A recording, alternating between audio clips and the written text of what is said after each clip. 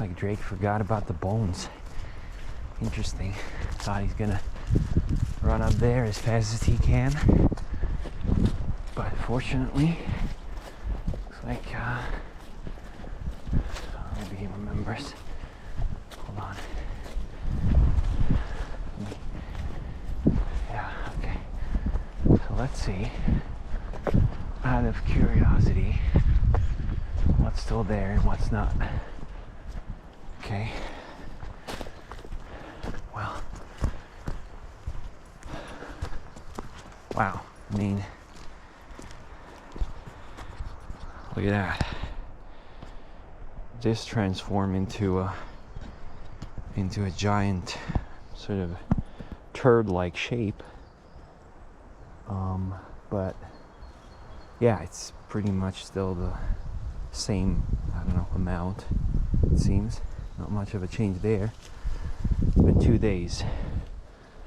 And well, that over here, the thing that was here, it's no longer here. So surprisingly, some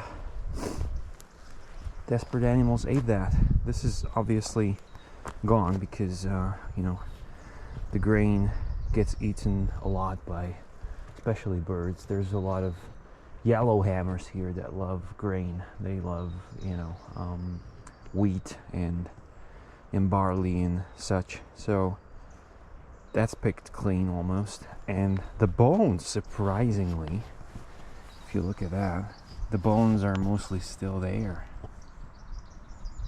Wow, I mean, I would imagine the bones would be the first to go, to be honest. You know, but no, it's still here. Wow, okay. So that's the status of those beautiful offerings by our lovely gamekeepers. And yeah, we can move on in our trip, in our morning walk.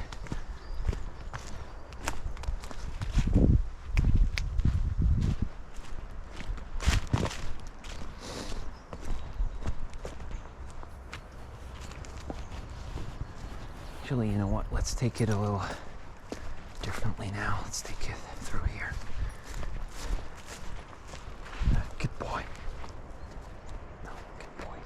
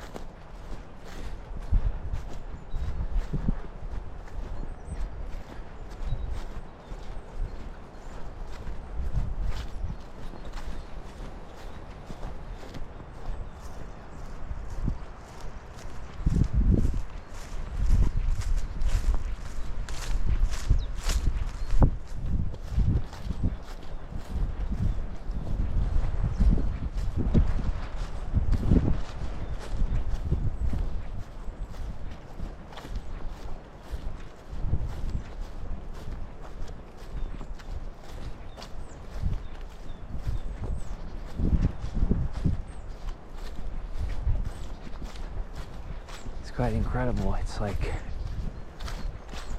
I think 5th day today, and still absolutely no sight of sun.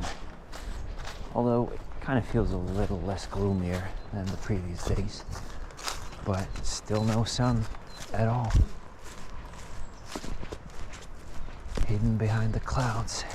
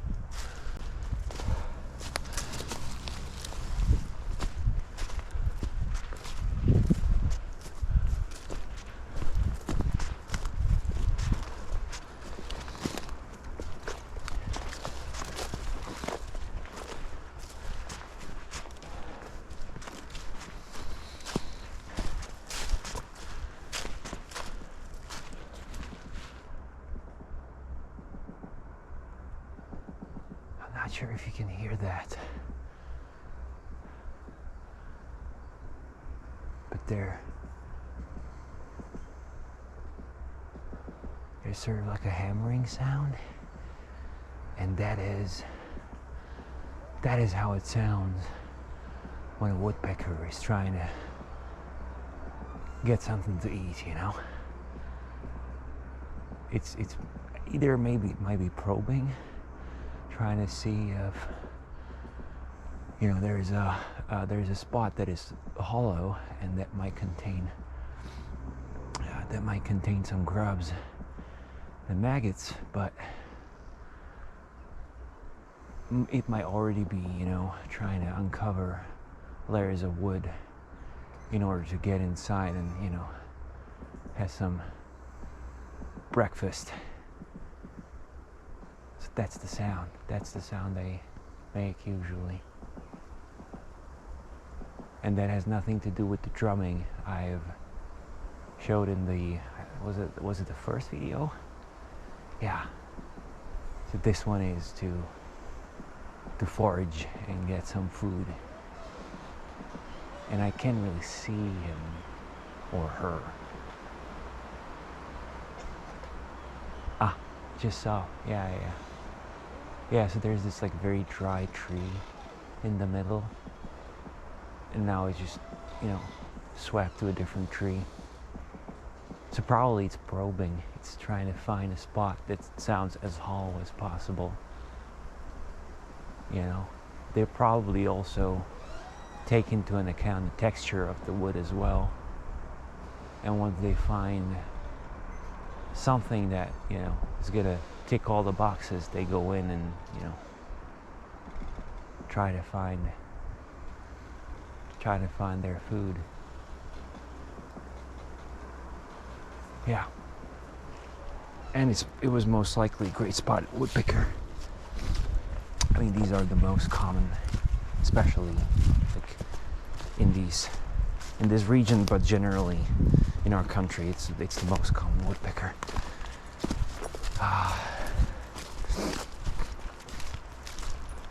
Yeah, it's the kind of species that you can find pretty much in any habitat. You know, you can find them in city parks, you can find them in gardens, you can find them in the forests, you can find them in orchards. You know, like they're very adaptive species that, you know, figure out how to coexist with humans and, you know, the human changed landscape, and they're very, very successful, unlike other species of woodpeckers. The one that is, for instance, struggling is, if I'm not mistaken, in English it's called white-backed woodpecker. I'm not sure. Might make a correction in the video in form of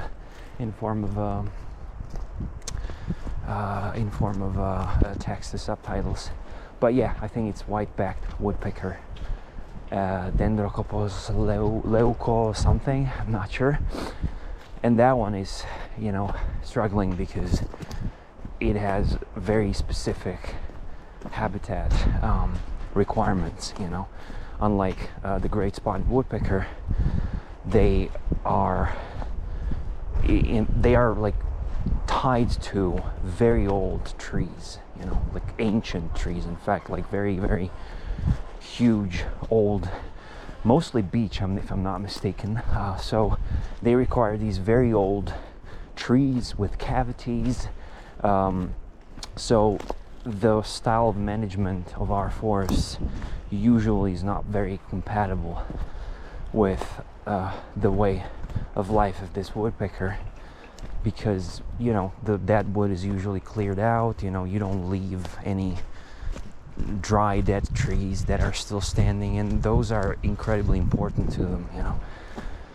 And of course they require old trees, and if you're clearing the forest to get some wood, you know, then you're obviously killing all those older trees, and it takes a lot, like a huge amount of time for the other trees to grow to the size that this woodpecker likes. So, you know, these species are struggling. These kind of species are struggling.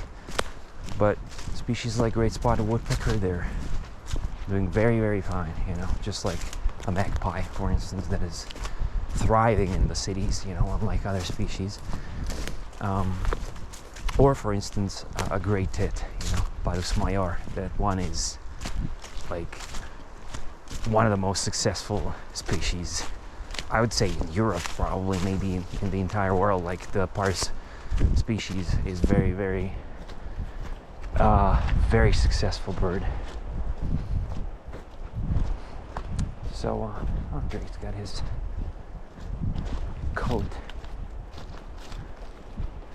Huh, interesting.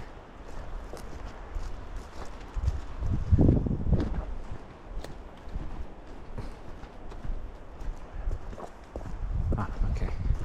And you know, Drake had his coat all tuffed up, or how do you say that? It's usually when he smells something. Might be like a hog or something near, and when he's afraid, his coat is doing that specific pattern. But oh, okay, he's running somewhere, so he definitely smelled something. Where the hell is he running?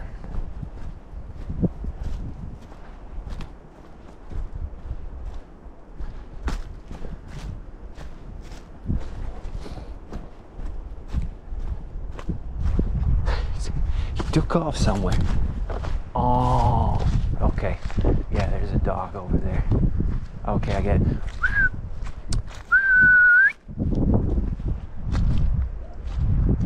Okay, so that's why. I was like, what the hell is going on? You know, we don't meet many people around here. There are some people with dogs, but you know, we don't cross paths often. So for Drake, it's a bit of a unique opportunity and situation. Good boy. All right, I'm signing out.